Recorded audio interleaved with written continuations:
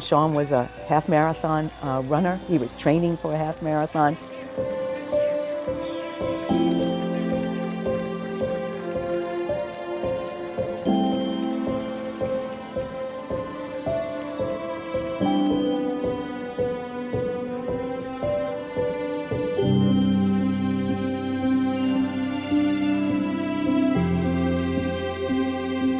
It's just having your world turned upside down.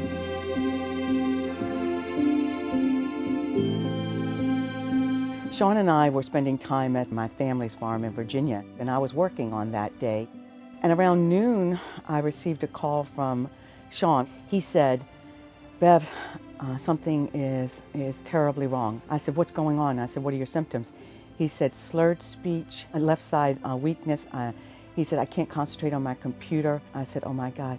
I said, "I think you're having a stroke."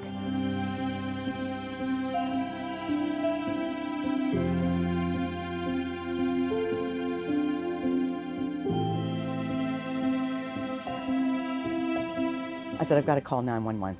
EMT arrived just before I did, and they said he's on the floor.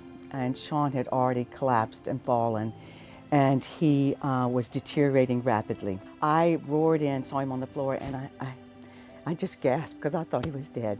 And fortunately he wasn't. But they said, we need to take him to the nearest emergency room. So this is where advocacy started right off the bat. Because I said, no, if you take him to the small town hospital, they're not equipped for this. We'll waste time. He's got to have a medevac to VCU, which was the nearest neurological center. It's a major center in Richmond, Virginia. It's an hour and a half from the farm. They finally realized that made the most sense because Sean continued to deteriorate. We get there and they whisk him out, and I said, "Can I say goodbye?" Because I really wasn't sure that I was going to see him again. And they said, "You got to make it quick." So they loaded him up, and as it roared off, I thought, am I ever going to see him again alive? So then I had to drive to the hospital. It's an hour and a half drive.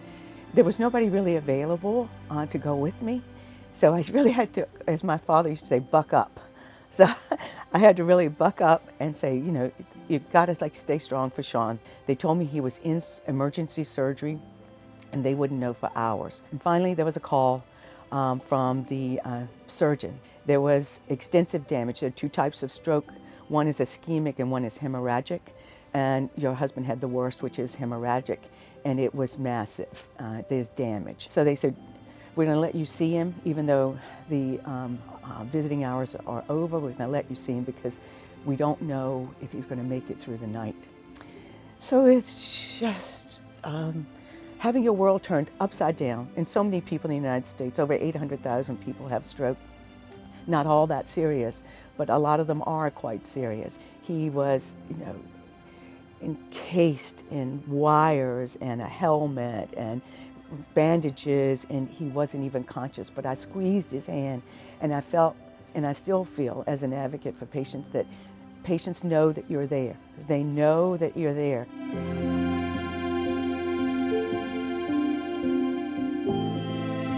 He could only give a thumbs up. Sean, you want to give a thumbs up? You can only do that when the doctors say, Sean, give me a thumbs up. Sean, give me a thumbs up. That's all he could do on his right hand. Couldn't do anything else. So it was like a gut punch. Every morning I was like, my hand was at my throat and my heart, and I didn't know if he had survived the night, you know.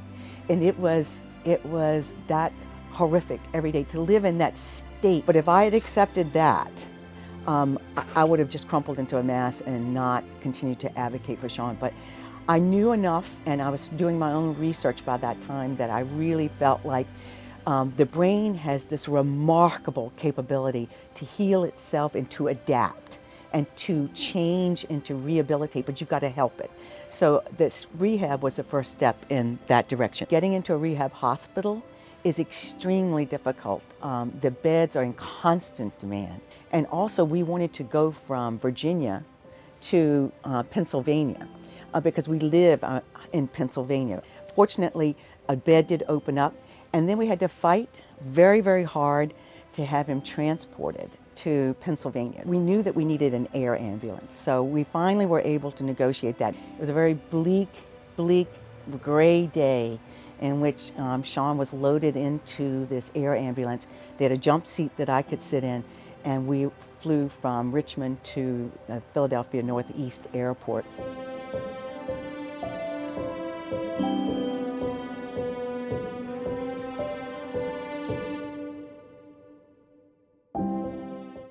Einstein Moss Rehab specializes in stroke rehab, and they are one of the top 10 in the United States.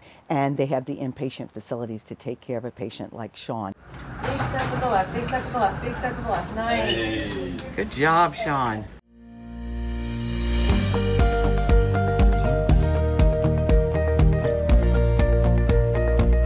Sean's mentality of constantly achieving milestones and always having the can-do attitude and persevere. Sean never said no. If they say, Sean, do you have one more in you? I said, yes, I do, or I can do it. I'll do another round. Sean was walking up and down the hospital corridors, and I was taking little videos. Sean, you're going to be famous here. And pictures of him to send to the family and celebrating every single milestone he had.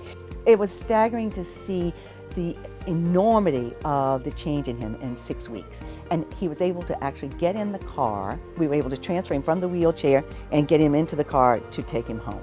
It felt like the greatest victory in the world to bring him home. And I thought, if this is our life, we can live like this because I've got him back. Sean's able to talk and to eat and to drink. And, you know, he's in the wheelchair, but we know how to move him around and how to, you know, help him achieve a decent quality of life. And he's able to watch the Eagles game, and he's able to really put on his Eagle socks and enjoy, you know, the things he enjoyed before. This is part of advocacy. I said, what else to the doctors can I do? Can Sean do? What can we do to help him on this course of recovery? What else? And we had a physical therapist come in and an occupational therapist come in here. And all these exercises, we have 20 exercises that we would do on our own here. We want to continue to build those neural pathways. So there's lots of evidence that movement will do it. And from a patient's perspective, it's important to maintain high level of perseverance. Don't give up. Don't give up. Never give up. One step at a time, one day at a time. We were starting to get all of that moving in the right direction, and then we knew we needed to schedule for his cranioplasty. Sean had a big hole where they took it out so it could swell, and then the swelling went down, and they were sure it wouldn't swell again, and there were no issues. Then they were able to put it back on. So they did this in November.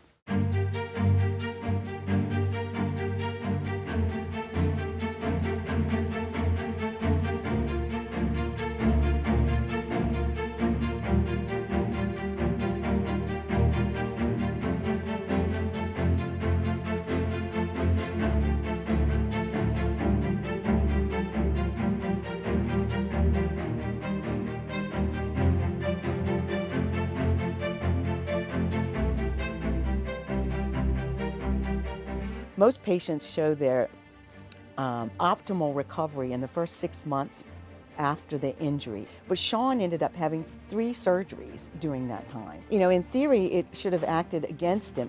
But what really happened was that you saw that each time he got stronger, and he didn't get discouraged. He kept getting stronger, and he kept saying, I'm going to fight it, and came back ready to go back to PT. Perseverance. Perseverance, every single time. That mentality, that runner's mentality and training mentality. Very determined. So the pedal bike, I do that every day for about 25 to 30 minutes. And look at that, posture's good. Sean, you're walking, that's great. With a long step on the right, that's good. And then you walk down to get the newspaper every day. He picks it up, which is really great. Down the driveway, picks up the newspaper, and comes back. Yes. So that's really good. They showed us this knife that Sean can use that rocks back and forth. And One-hand knife. It's a one-hand knife, and he cuts his own food, eats his own food. All right, 4 down. If this is the recovery and where recovery ends, which we don't believe it will, but if this, we're able to live again. Country next to Yemen, Oman. Oman, and participate again. We are celebrating milestones in the family. We are living our life. We're not just staying here until it all gets better. We are actually out there and making it happen and participating. I just thought, this will work. This will work. Our youngest daughter and her husband had their second child, Sean Peter. They told us on the day he was born that they were naming him after Sean, and Sean he had tears in his eyes just like this when they told him, because it's such a great honor. Our fourth grandchild, he is named Liam Sean, so his middle name is Sean. Come from a big family.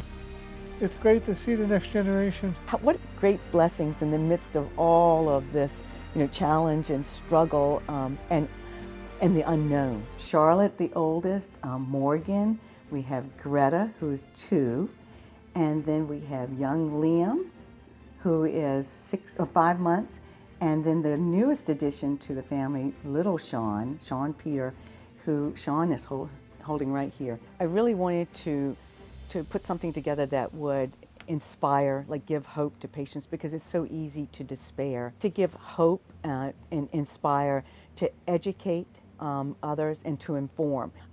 It's so important that you ask questions and that you understand.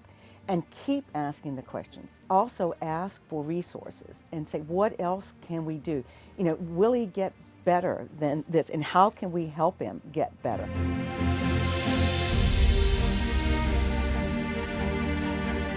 I urge you to share your stroke journey and challenges as we are sharing ours. With your experiences and ours, we can work together to find much needed support for rehabilitation advocacy and resources. I can't wait to hear from you, so please contact me to share your journey.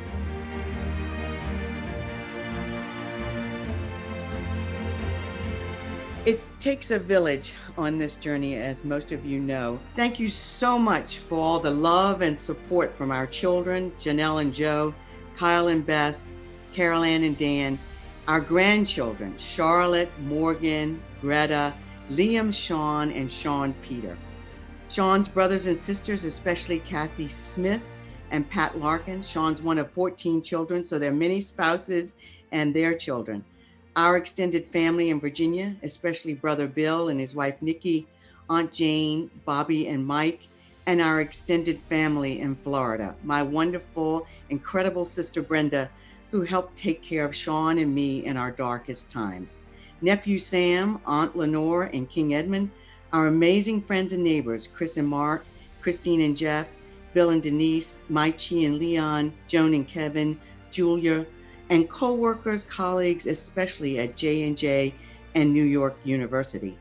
The EMTs in Emporia and Jarrett, Virginia, and all the medical, surgical, nursing, therapy staff at Virginia Commonwealth University Medical Center, Einstein Moss Rehab, especially Dr. Watanabe and Leah, Lankenau Medical Center, especially Dr. McGeehan, Hospital of the University of Pennsylvania, and especially St. Mary's Outpatient Department, the physical therapist, Anita, and the occupational therapist, Ellen, for their extraordinary support.